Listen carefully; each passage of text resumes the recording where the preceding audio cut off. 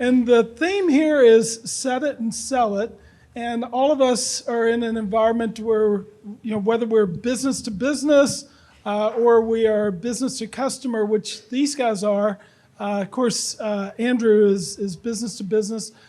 We have to live on the set it. So we all the time are teaching, we must engage, and we then set it, and then we have to get them to show up, and then we have to get them to purchase when they get there. And then sometimes we have to utilize technology as a stimulant. So what I'd like to do, Jeremy, is we'll start with you. Could you tell us a little bit about your philosophy with the Warman Group with the set it and sell it philosophy? Yeah, so it all comes down to complete transparency with the organization and being able to provide all the information to the consumer before they come into the store. But even for that small number of walk-ins or phone-ups, we're able to provide that transparency to them by sharing those packets out. So for the set it and forget it, for an ADF XML leads, we have it set up to where it's an automation. So as long as there's a vehicle that's inquired about that has a VIN number associated to it, we automatically send those packets out for the consumers to receive, and then the notifications come to us when those customers view those packets. So Jeremy, let's talk a little bit about the evolution that had to take place with this move towards transparency, because you've been in the business for a few minutes anyway, and my guess is that maybe these words came out of your mouth. Just get them in here. All right? I've been on both sides of that, and thank you for politely calling me old. But I would say with us, we were, just like everybody in this room, we were very traditional when it came to providing the customer the service records and the Carfax and, the folders that had to be made up and displayed on the dashboard of all the cars. And then as you evolve and the industry changes, it's how do we get that information to the consumer before they come into the dealership? And in our case, we had a store that was using iPacket. And the performance from that Illinois store was great. And the moment we switched to that, those folders were canceled. Nobody was making copies of Carfaxes and placing them in the cars anymore. And now it was all about the training side of it and how to get the users to share the information to the consumers. And it just evolved from there. Cool. So Ashton, could you tell us a little bit, you've been in the industry almost your whole career, maybe your whole career. What I shared with Jeremy is, obviously earlier in your career, you were told, just get them in here, no price, no transparency, just say the words, wave a wand. Do you feel better sharing more information? Yeah, so, in the beginning, they're like, your presence is your leverage, right? And that's just not a thing anymore. Like our client care center, when they answer that phone, they are there to give as much information as possible. Something as far as like iPacket, like we have very similar tools that we work with, and we're able to give them everything that they need as far as literally going through like a buy now type of process with them and like telling them, okay, how much money were you looking to put down? You're looking for that kind of payment. I can absolutely have this vehicle ready for you. It's all about that transparency, and people really like that. So we actually give a ton of information over the phone, and that tends to get you an appointment, if not a live appointment. Not in person, but something over the phone where they can see a vehicle and go over more options. So. Let's go back to that phraseology, your presence is your leverage. In today's multi-state environment where people drive hundreds of miles to buy a vehicle and such, I always like to say to somebody, particularly if I'm role-playing with them, well, so I have no leverage because I'm not present. I'm 5 states away and I will not be there unless that... Could we turn that into my presence is your leverage? Because, to a large degree, we used to always say, why would I want to buy from Jeremy? Why would I want to buy from Andrew? Well, because of me. But you got to demonstrate that. Do you think through your demonstration of transparency and helping them along, it actually builds trust and allows the customer to be more magnetized to your dealership? Yeah, absolutely, and especially right now with everything going on with like tariffs and things like that. People call in and they don't want to just hear fear. They just want to hear truth, and we're super, super truthful. And I feel like they just make a friend. At the end of the day, people just want easy, seamless, have their questions answered up front. That's why a lot of times people end up calling in, right? Because they can't get the answer that they wanted online. But yeah, the more truth that we put out there and the more information we give them and empower that buyer, the more they are trusting us and they'll come back no matter what. Yeah. So, Andrew, let's talk about the role that information plays in the transaction and building that trust. I remember we used to look at some of the eBay retailers. They would take pictures of service records and disclose everything. You all really just made things a lot easier. Yeah, I mean, education that consumers want is what builds that trust. So they're looking for that information, somewhere. Why can't you be the one to provide it to them without them asking, right? Because a lot of people are like, oh, this is my information, I want to hide it, right? If you, like Jeremy's team does, if you provide that information as a kind of a first touch point, you have it on your website, they're seeing it on your website and then they go to another dealer's website and they don't see it. Now you look like the one that they want to say, well, why is he showing this to me, but this dealer won't, right? And then as far as the service receipt, for instance, your eBay story, that's because consumers have been burnt for so many years from dealerships that don't do it the right way. So we like to say that RO is one of the hidden secrets that's the biggest profitability in the dealership. So if you show that repair order to that customer, you can then and there kind of hold a little bit more value and gross, right? Because you're showing them that you did it the right way and you did it with your heart. Yeah, it makes all the difference in the world. So this is both Jeremy and Ashton. I want to kind of get your opinion on this. A company called Marchex does big studies of telephones, and they provided some information out on a study a couple of years ago, and most appointments are set on calls that are 3 minutes or less. And surprisingly, in the automotive industry, most calls last about 2 minutes or less. We wait around all day and we finally get someone on the phone. We're like, as quick as we can, get them off. And the phraseology is, when can you come in? When can you come in? Subsequently, their further details said that calls that last 5 to 7 minutes had a much higher show rate. So Ashton, I'd love to get your reaction to, you said we build friendships, right? Yeah, I typically go through and I grade a lot of my team's phone calls, and sometimes they're like 15 minutes long, but I listen to the whole thing, and they really do create like that friendship, and those are the people that show up. Versus, when are you available to come in, today or tomorrow? And they say, oh, I could come in tomorrow. Okay, great, 2 or 3 o'clock. Great, 3 o'clock. Guess who never shows up? Yeah. Every time. Yeah, it's always that way. Jeremy, what are your thoughts on that? I think 15 minutes is too long. I agree with But I would say that... Jeremy, would you listen to a 15-minute call? I wouldn't, no. And I would try to get the salesperson off the phone at that point as well. But I would say that, it all depends on how you tee it up. And so what we encourage is first name, last name, vehicle of interest. By the way, what's your best number? I can send you over an information packet at. Yes. In addition, what's that email address? I'd like to attach a video to that as well. And so then the sales rep can go outside, go completely around the vehicle, make a walk-around video, attach the iPacket to that video along with a couple of alternative vehicles for the consumer to look at that they may not have seen online. We receive the notification as soon as they view it. It's the best opportunity to pick up the phone and say, hey, did you have questions on X, Y, and Z? Knowing that that's what they looked at inside the packet. And iPacket provides all that information to the user. Yeah, and that becomes a discipline, right? I've got a friend, Sean Niffen, who I work with at NCM. He says for every ounce of technology, we need 10 pounds of process. And there's a lot of truth to that. So, Andrew, when you go in and you're introducing new technology and building this that's not natural in the process, how do you weave it in? It's a trick question, kind of, right? Because you have to work with the dealer's current process and intertwine the new technology in there.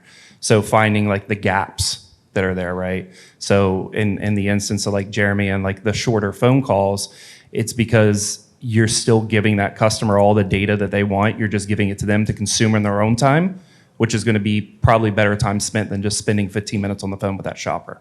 Right? No offense, right? But the quicker you can get them that information where they can ingest it and the comfortability of wherever they're at, right?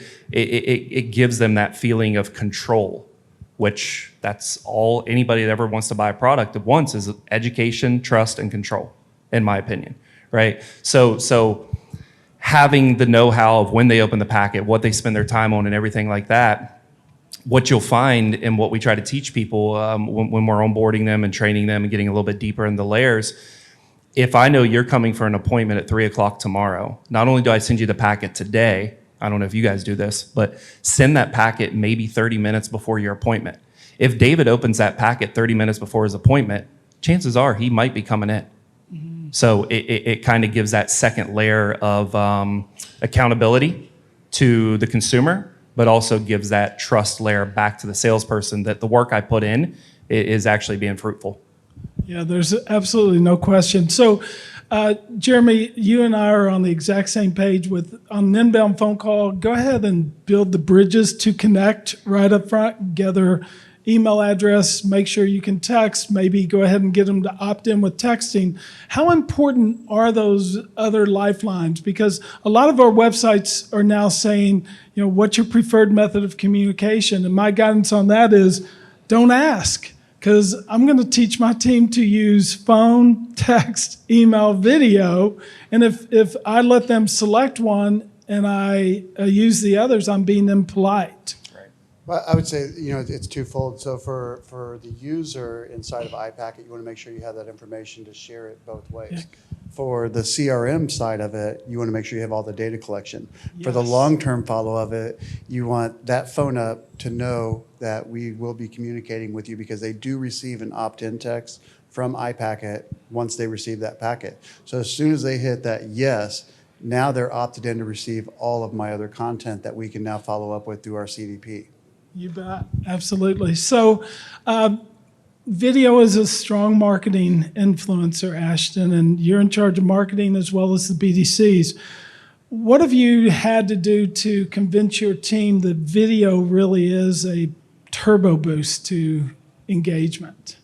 Yeah, so I would say video is definitely pretty strong and prevalent in our store.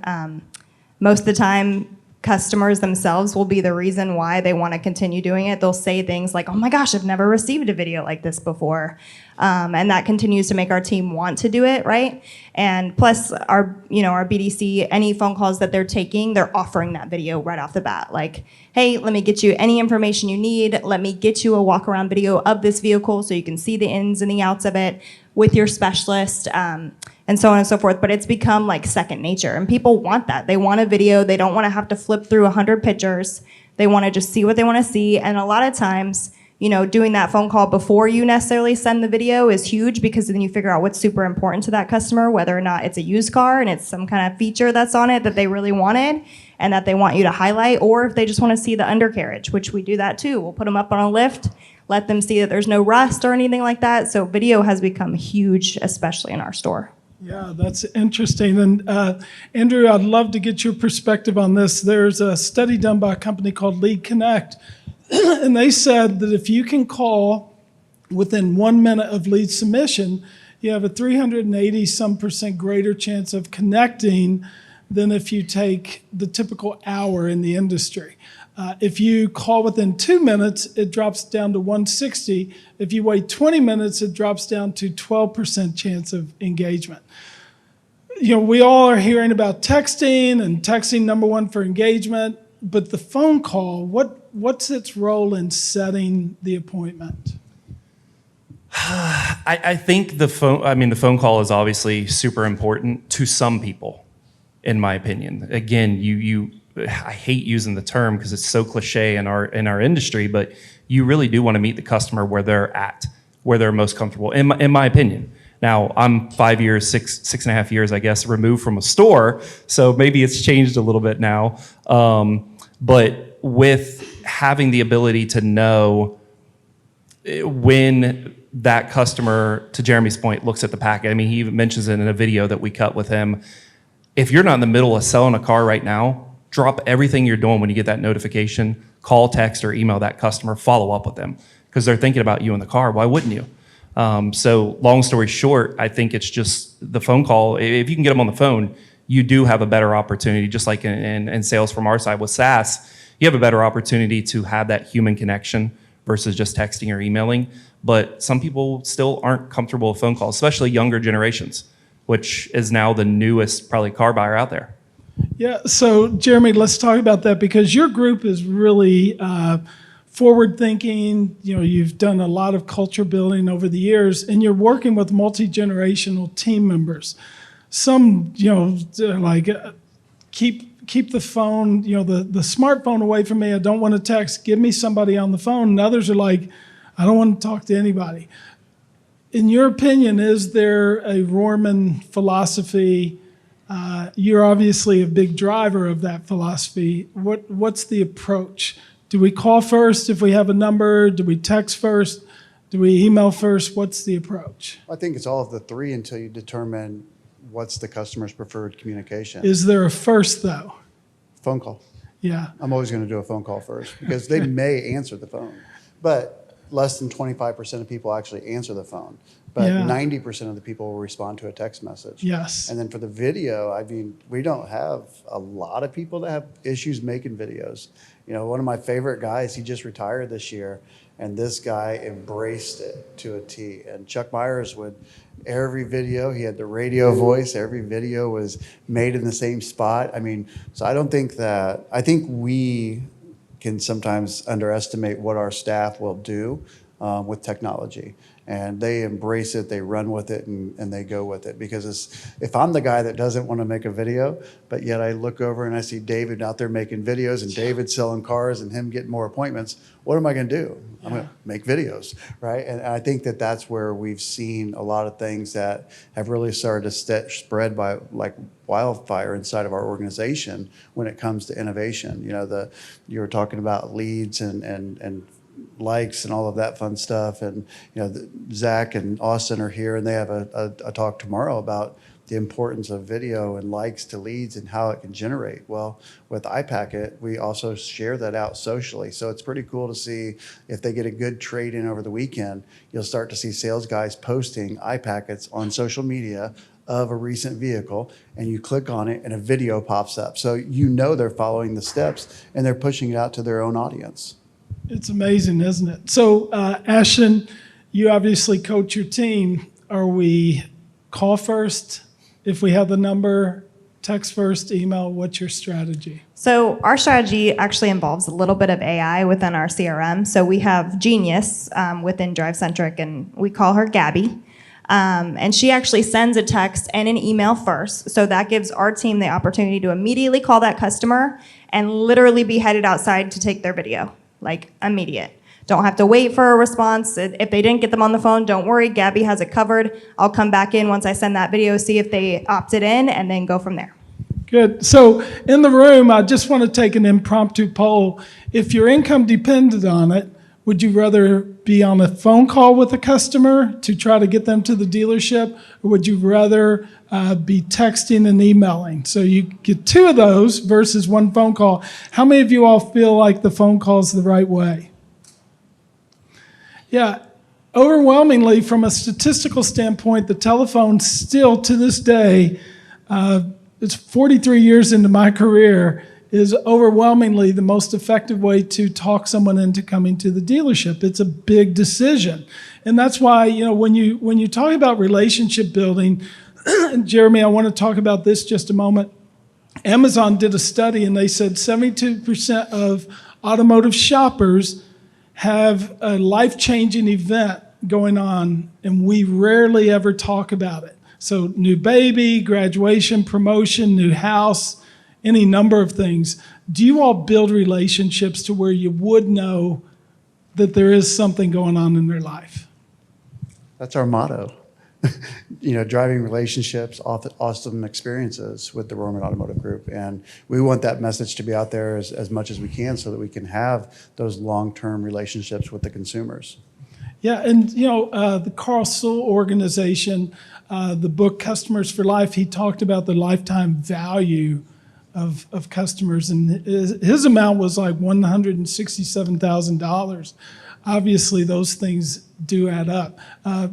In your opinion, do your team members know what life-changing event could have triggered the purchase? Yeah, absolutely. And on those sales calls, I said 15 minutes. That's like really long. Okay. From the South, though. It's like, that's like exaggerated, but that's why it takes so long, right? They always ask that question, what drew you to this vehicle? And that always opens up like a huge dialogue, right? Customers like, oh, I've had 4Runners my whole life. They just did the redesign. I'm super interested to see what it looks like, blah, blah, blah. Or I just had a baby and I'm going from a RAV4 to a Highlander. And then of course, my girls love to gab, and so they're going in on that, right? Like, oh my gosh, is it a boy or girl? And it's super important. And then you notate that in the CRM, and you pin it to the top, and you have that forever to go back to 6 months later. So.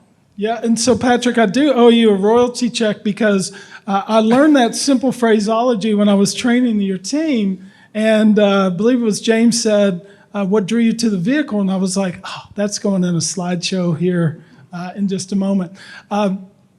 iPacket draws people to the vehicle. So we see a car online. According to a benchmark study by 4Eyes, they said 85% of people buy something other than what they started with. Yeah. Is that legit? And what's iPacket's role in trying to settle them on a car? Yeah, I mean, so one of the things that we really like to try to focus on, I'll talk to the website part of it, right? There are a lot of companies that have specific designs to where you open up to a different page, right? Or you have to click on a certain button to get an action to specifically happen. To your point, once a customer lands on a vehicle, it's no different than when they land on one in person.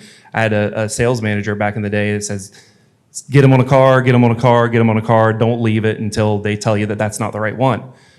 Why do we treat our customers on the website any different? So what I mean by that is a lot of websites are so dysfunctional in the manner of they have all the information somewhere on the website. But when the consumer says, okay, that's the RAV4 I want to look at, or that's the Highlander I want to look at, they click on that VDP. The whole purpose is to get more information about that one unit. Why do we then in there make them go across the website to find more information now, right? So one of our tactics is to open up that packet right in front of their face to see all the information that exists in that ecosystem of that specific VIN. So now they can really do their deep research, not have to leave. Because what a consumer is doing now on most websites, they can't find the information they're looking for. Maybe they start bouncing around the website, they forget what car they're looking at, or worst case scenario, and probably happens more often than you think, they copy and paste that VIN, put it in Google, and they're gone. Then they forget where they saw the car, they forget what the car was, right? So just kind of keep them there. Good tactical guidance there. So Jeremy, if you could, we've concentrated a lot on building relationships and setting it, and now let's talk about the in-dealership experience. And we only have time for just a quick synopsis of this, but I'm agreeing to come in 3 o'clock today. You've got the vehicle. Hopefully it's going to have gas in it, maybe not McDonald's trash or anything of that nature. What's that experience feel like when I walk in? Obviously, you expect for the vehicle to be backed up and ready to go for the consumer to be able to go right on that test drive. And if in that case that we did send out alternative vehicles, if we know that customer looked at those alternative vehicles, those vehicles are in close proximity to the vehicle of interest. Yeah. You just let it run from there. But with like Andrew said, I mean, opening that packet up in front of the customer and validating again all of that, whether it's during negotiations or just for awareness of all of those things that we did, it helps us to get further down the line. Oh yeah, it just solidifies the trust. Ashton, is there anything special if I drive up to Beaver for my appointment? Yeah, absolutely, especially if you made an appointment with us through our client care center, because that is their number one job, is to make sure that we are prepared for that customer. So they assign it to a specialist. Every single vehicle, every single customer has to get a video of that vehicle before they get here, because you never know. They might not show up, but then they have a video and they're like, wow, that it really is super nice, and they have it pulled up for me. So it kind of gives them more of that reassurance that they're going to be there. VIP hang tag is the way, right, with their last name in it. Pull it up and just make sure it's ready to go, and that if it's dirty because of pollen, because Georgia gets a ton of pollen, run it through the wash. It's all about that first impression, and the number of customers who get super frustrated when it's like, what was my phone call even for to make this appointment if the vehicle's not pulled up? So it's super, super important that it's all done. Would that make you feel better, Andrew, if you showed up and the car had your name on it? It would make me feel like I'm special, yes. Yeah, no question. So one lucky person gets to ask a question. Does anybody want to raise their hand and ask our esteemed panel a question? Glenn, I know you've always got something tip of your tongue. Anything you'd like to throw out to these guys? Oh, I'm sorry, we got a hand raiser up here. Andrew, go ahead. We know you teach a lot of this stuff, so this is great. I've lived it for many years. Yeah. So my question is regarding response time. You guys were talking about 1 minute, 15 minutes. Quite frankly, I'm a 15-minute guy myself. And the reason is, and I want to see what your opinions are, and I've always taught, and I continue to teach, that you can't connect with anything in 1 minute. I don't know, I can't develop any strategy. I can't develop any type of information about who I'm about to communicate with in 1 minute. Now, if I take that back to a phone call, right, as salespeople, the number one tool we have, the only tool we have is our words, right, our language, right, it's our weapons. However, and I don't know the statistic, you might know, but of all of the leads that we get, how many have a phone number? Of all the leads that we get, how many have a phone number Versus an email. So versus just the I already email? know the answer. The majority, I don't know the number, but the majority are email. So my question, as to go up down, how do you, when you only have communication via email or text or video, how do you develop a strategy in your mind about who you're going to communicate with prior to you hitting the send button? Okay, so the question is, if you only get an email lead or email in the lead, how do you develop the strategy to communicate with? So, Jeremy?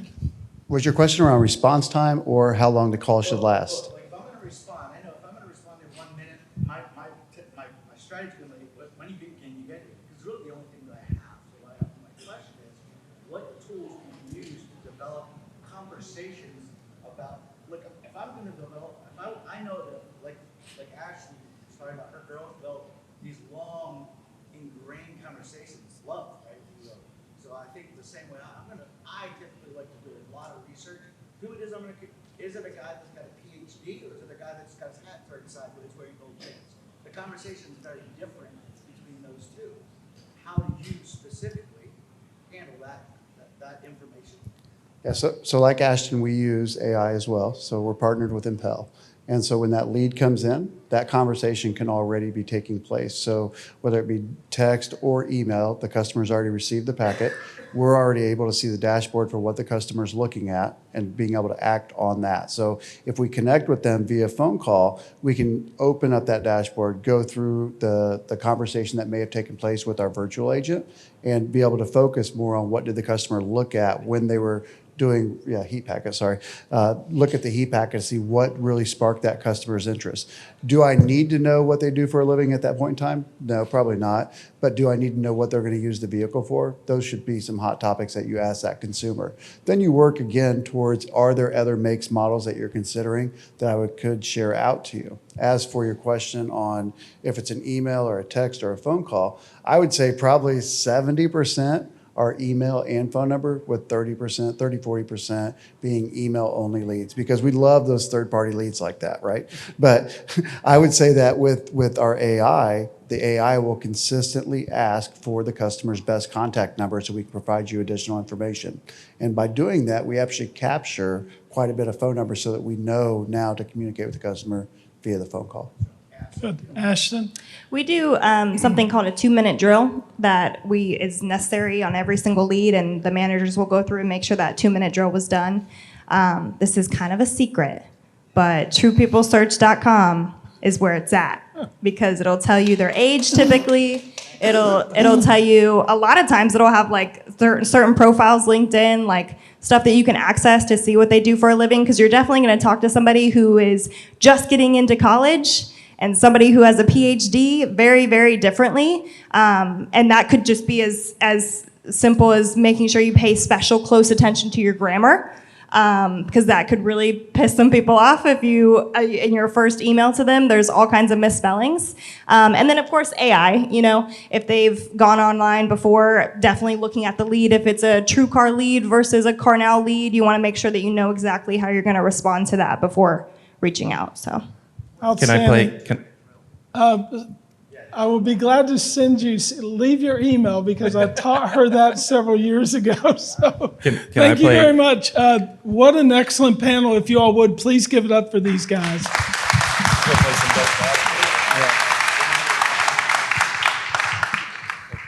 And they're going to be around for more questions if you'd like to come up. Thank you.